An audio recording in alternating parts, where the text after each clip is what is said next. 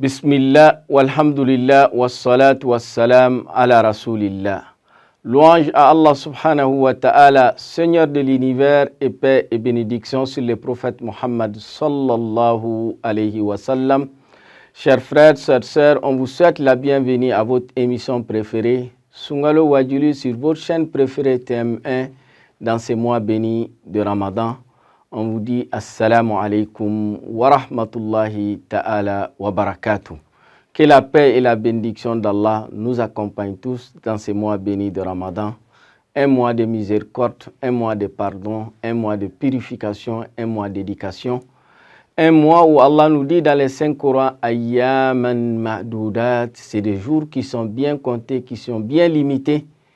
Et chaque heure, chaque minute de mois béni de Ramadan, c'est un moment important, c'est un moment où le musulman doit mettre ses temps à profit pour se rapprocher d'Allah subhanahu wa ta'ala et multiplier les œuvres du bien pour pouvoir avoir beaucoup de mérites, beaucoup de récompenses auprès d'Allah subhanahu wa ta'ala. Ce mois béni de Ramadan est un mois sacré, est un mois spécial, un mois où Allah subhanahu wa ta'ala il ouvre les portes du paradis et les portes de l'enfer sont fermées. Et Allah subhanahu wa ta'ala, il enseigne les grands diables et le prophète sallallahu alayhi wa sallam, il enseigne très souvent l'appel aux croyants pour leur dire, c'est un moment spécial, c'est une opportunité qu'il faut saisir. Dans ces mois bénis de Ramadan, les œuvres du bien, les actes obligatoires sont récompensés à un coefficient de 70. C'est-à-dire quand on fait une prière obligatoire, cette prière est multipliée par 70, c'est comme 70 prières obligatoires en dehors du mois béni de Ramadan. Dans ce mois béni de Ramadan, l'œuvre surrogatoire est récompensée comme une action obligatoire. Quand on fait 2 rakats surrogatoires, on est récompensé comme on a fait 2 rakats obligatoires. Et Allah subhanahu wa ta'ala, il multiplie l'œuvre du bien des croyants en fonction de l'intention et la sincérité qui l'accompagne à un niveau que nul ne connaît si ce n'est Allah subhanahu wa ta'ala. Dans ces mois bénis de Ramadan, il y a certains moments qui sont des moments spéciaux, des moments où les musulmans doivent accentuer les actes du bien dans ces moments pour tirer profit de ces mois bénis de Ramadan, qu'on appelle les 3 moments les plus méritoires dans ces mois bénis de Ramadan. Parmi ces 3 moments, il y a le temps de Suhour, la dernière partie de la nuit. Ça, c'est un moment spécial, un moment où Allah subhanahu wa ta'ala nous dit dans les 5 Corans, en parlant de ses serviteurs, en parlant des hommes pieux, Kanu qalilan min al-layli ma yahja'un. Wabil ashari hum yastaghfirun.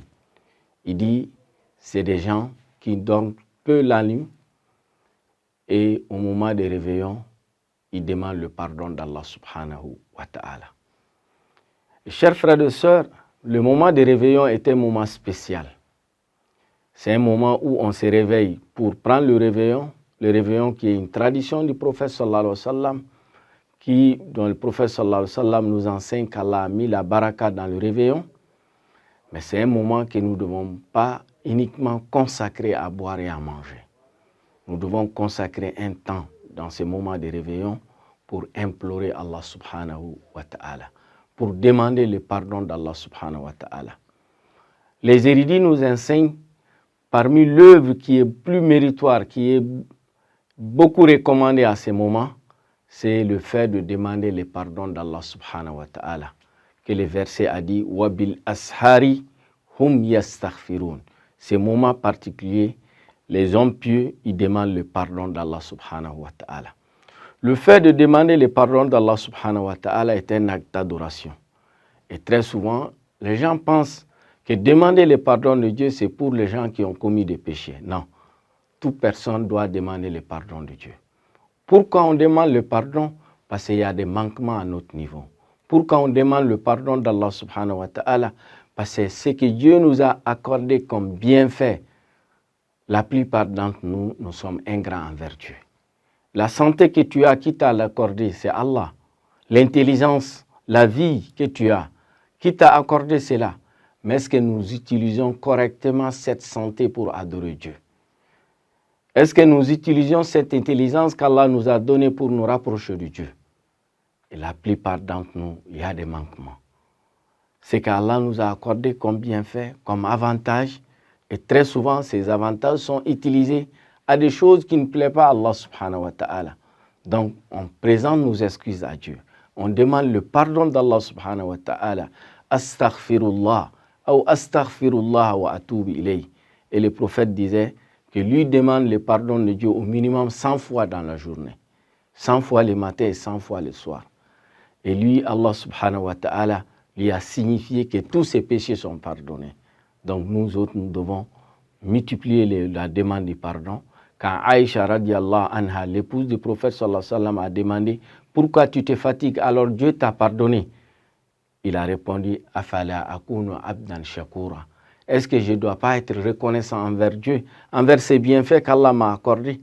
Donc, chers frères et sœurs, ces moments particuliers de souhour, nous devons l'utiliser pour demander le pardon d'Allah subhanahu wa ta'ala et nous repentir avec des formules de repentir qui est astaghfirullah wa atubu ilayh ou astaghfirullah ou les autres formules de demande de pardon. Deuxième moment particulier, chers frères et sœurs, ça c'est après la prière de Subh ou la prière de Fajr. Après la prière, c'est un moment spécial, un moment où Allah subhanahu wa ta'ala nous ouvre les portes de la istijaba.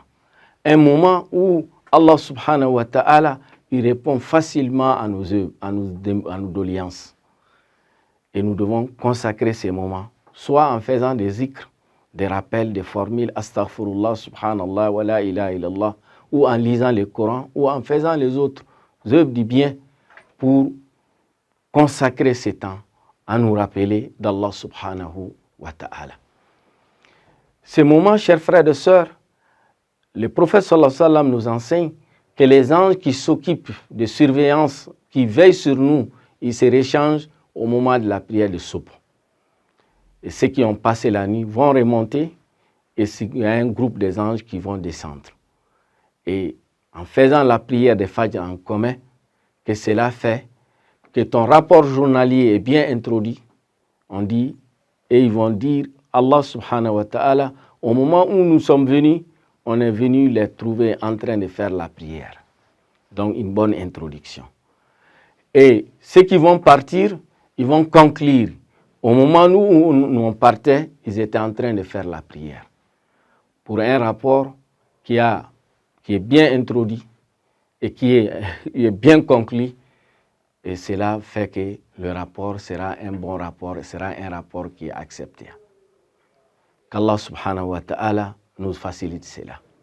Donc, après la prière de Subh, aussi c'est un moment spécial. Et le prophète dit sallallahu alayhi wa sallam, pour un homme qui fait la prière de Subh ou la prière de Fajr en commun dans une mosquée, il reste dans cette même mosquée en train d'implorer Dieu sans dormir jusqu'au lever du soleil et faire 2 rakats, qu'Allah va accorder à ces derniers la récompense de la Umrah ou de Hajj. Et la Umrah, c'est quelque chose qui est recommandé aux musulmans quand il a le moyen. Mais quand on fait la Umrah pendant le Ramadan, le prophète dit sallallahu alayhi wa sallam, tu as la récompense de celui qui a fait le Hajj avec le prophète lui-même sallallahu alayhi wa sallam. Donc c'est un moment spécial que nous devons profiter.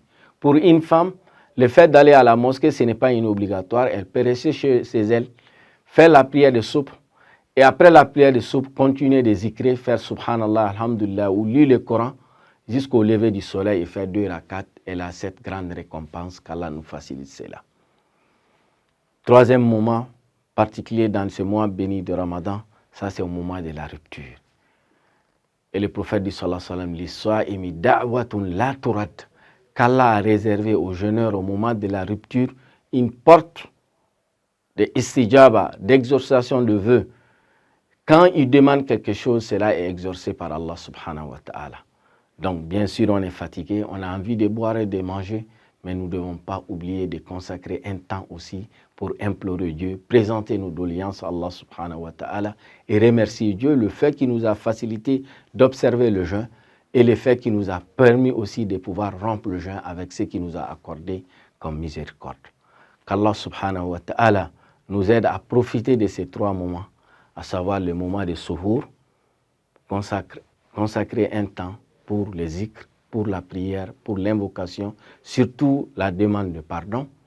Après la prière de Soub, consacrer un temps pour les zikr et mettre l'accent sur l'invocation, et aussi au moment de la rupture, qu'Allah subhanahu wa ta'ala accepte nos actes d'adoration. Chers frères et sœurs, ceux qui ont des questions ou des suggestions, n'hésitez pas à envoyer sur le numéro qui est affiché en bas de votre petit écran. Qu'Allah nous accorde la baraka de ces mois bénis de Ramadan. Wa jazakumullahu khayran, wa barakallahu fikum, wa ahsanallahu ilaykum.